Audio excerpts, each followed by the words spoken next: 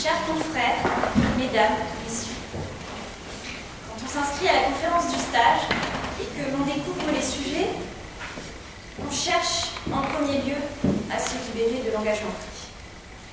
J'ai alors pensé à faire établir un certificat médical pour le syndrome de la page blanche. Mais selon un ami parpetier grenoblois dont j'admire le travail, la période ne serait pas très favorable au certificat médical de présence. On prépare la conférence du stage et que l'on n'a pas trouvé d'échappatoire, ce qui semble être mon cas, on cherche alors en second lieu à s'inspirer des plus grands, ceux que l'on admire, ceux qui nous inspirent. N'en déplaise à certains, je n'ai pas choisi de partir. Non, pour ma part, j'avais choisi, au début, de fonder mon propos sur cette idée forte de notre confrère Éric Dupond-Moretti, selon laquelle ce qu'il y a de plus éloquent dans un discours, c'est le silence. Pensant cependant que cela serait peu divertissant, j'ai tout de même décidé de vous parler un peu ici ce soir. Il faut avancer, souvent dans le doute, surtout dans le doute, mais agir avec foi. Alors, quand on a les dents aussi longues qu'elles en viennent à rayer le parquet, et que l'on sait à qui il faut cirer les coups, tout devient possible. Et même de traiter un sujet tel que « faut-il cirer le parquet ?» alors qu'on ne fait jamais de pénal, ou presque jamais, et que la seule audience correctionnelle lors de laquelle on appelait concernait une fraude au RSA. Petit retour en arrière sur les débuts d'une avocate face à un procureur. Elle était assise là, noyée dans la masse noire des avocats. Il était là, dans la lumière des projecteurs de la salle d'audience. Elle avait un costume mat, le sien était plus brillant. Il surplombait la salle, jaugeait l'auditoire du haut de sa chair, fière. Elle se tenait là en bas, debout, tentant de balbutier quelques arguments griffonnés quelques minutes auparavant parmi ceux qu'elle avait entendu plaider quelques instants seulement auparavant par un confrère bien plus habile. Elle ne réussit cependant qu'à en faire une pâle copie bien inutile. Avec ma longue expérience pénale, mes chers confrères, j'aurais pu, oui, vous raconter encore nombre d'anecdotes catastrophiques à travers quelques strophes atypiques. Mais il me revint cette phrase au secrétaire de la conférence. Le sujet n'est qu'un prétexte, vous pouvez traiter de ce que vous voulez. Du haut de cette chair, et comme à cette place un peu de démagogie ne vous choquera personne, j'ai donc décidé, non pas de vous parler de ce que je veux, mais de ce que vous voulez entendre. Car oui, mes chers confrères, la vraie question, celle que vous vous posez tous, celle qui vous brûle les lèvres, celle que certains ont déjà parfois osé me poser, non sans redouter la réponse. Et je n'ai compris. Cette question, c'est, alors, il est comment le bâtonnier fermé? Ah, quand même, celle-là est énorme. On m'a tellement posé cette question tout au long de l'année que j'ai décidé aujourd'hui, une fois pour toutes, de lever le secret de l'instruction menée sur le voyant des bâtonniers. Je l'ai rencontré pour la première fois lors d'un entretien. Je cherchais une collaboratrice. Je lui ai dit « Bonjour, maître Farnet, vous casse ?» Il m'a répondu avec la voix accusatrice d'un procureur « Non, monsieur le bâtonnier Farnet !» J'ai tout de suite su que j'avais fait de mentir.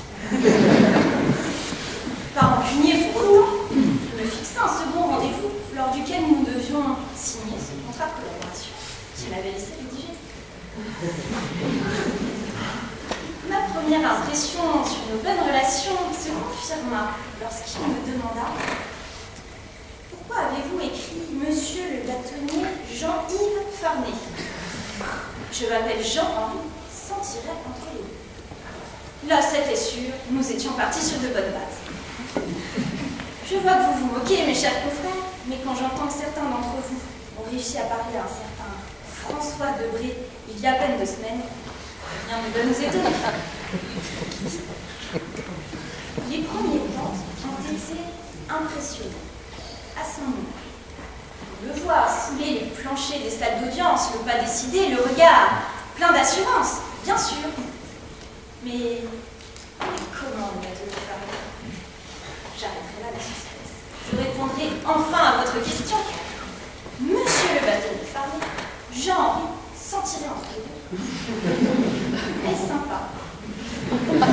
Oui, il est sympa, plein de ressources et toujours de quoi étonner. Vous imaginez le verre d'eau, la colère facile, le nez dans les dossiers, triste aussi. En réalité, monsieur le bâtonnier fermé a plus d'un tour dans son sac.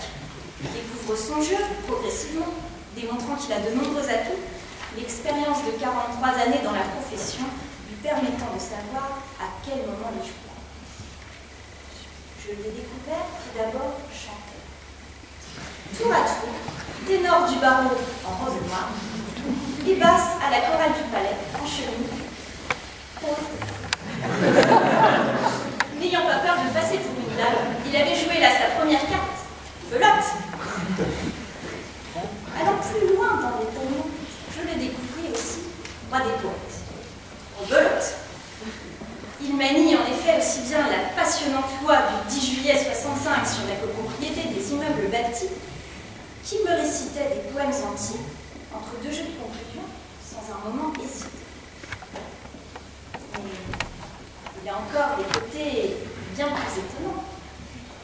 Il a notamment su garder son âme d'enfant, ou plutôt d'adolescent.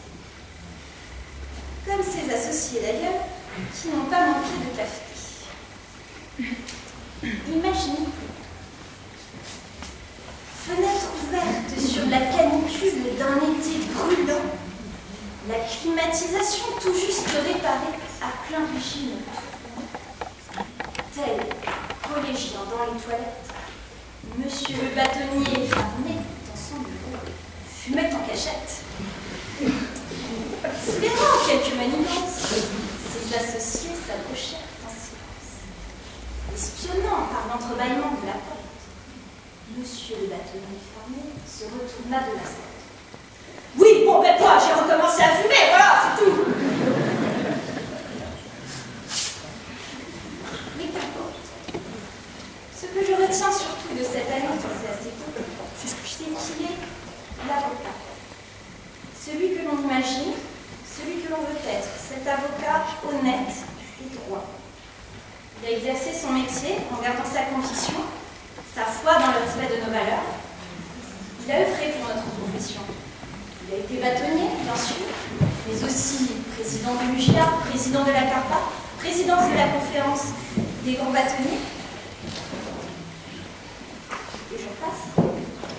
Il est enfin président à vie de l'association sportive du Palais, au sein de laquelle il s'était notamment illustré à New York, ville dont il ne connut qu'un terrain de rugby et un hôpital, où il a passé, pour un nez cassé pendant un match, un séjour qui s'annonçait pourtant festif. Vous l'aurez compris, cet homme a su garder comme principe directeur de sa vie d'avocat son indépendance. Indépendance notamment face au juge. Il n'a pas hésité, par exemple, à entraîner dans son siège pour le Conseil de l'Ordre pour boycotter une rentrée solennelle parce qu'un juge avait empêché un confrère de plaider devant lui. Il a ainsi, au nom de la liberté de parole de l'avocat, laissé un souvenir aux magistrats du siège et du parquet flottant. Cet acte d'engagement lui a bien sûr valu les foudres de certains qui ont empêché durant de nombreuses années la reconnaissance de ses mérites par la nation. Indépendance enfin face au parquet. Parquet au sein duquel sa carrière ne l'a pas amené, comme d'autres aujourd'hui procureurs, anciens confrères égarés. Car vous l'aurez compris, il n'en a rien à cirer. Alors, j'entends déjà quelques-uns parmi vous plaisanter à propos d'un certain hors-sujet. La petite Parisienne n'aurait pas bien compris le sujet.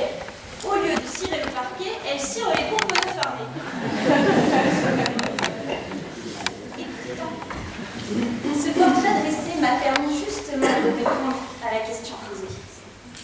Faut-il cirer le parquet? Ma réponse est qu'il faut savoir, en toutes circonstances, savoir garder son indépendance. Mon propos sur le bâtonnier Farnay, la meilleure référence. Mais j'ai tout de même un reproche à formuler à cette heure. Puisque je le sais, mon impertinence vous amuse. Oui, monsieur le bâtonnier, du haut de ma première année, ce soir, je serai votre procureur. J'accuse le bâtonnier Farnay, Jean-Henri, s'en tirer entre les deux, de priver notre profession, qui plus est notre barreau, d'un avocat qui sera regretté. Pour sa défense, qui ne manquera pas d'avance. Il vous dira, personne n'est irremplaçable. Certes. J'accuse alors, si cela ne vous suffit pas. J'accuse monsieur le bâtonnier Farnay de n'avoir laissé qu'une année à la jeune avocate que je suis pour bénéficier de sa formation et de son expérience. Vous n'êtes pas irremplaçable, peut-être, sans doute, mais vous me manquerez et je serai bien encore restée auprès de vous quelques années. J'ai donc décidé de requérir à votre rencontre, et j'en terminerai là, la peine planchée, l'obligation de m'inviter à dîner.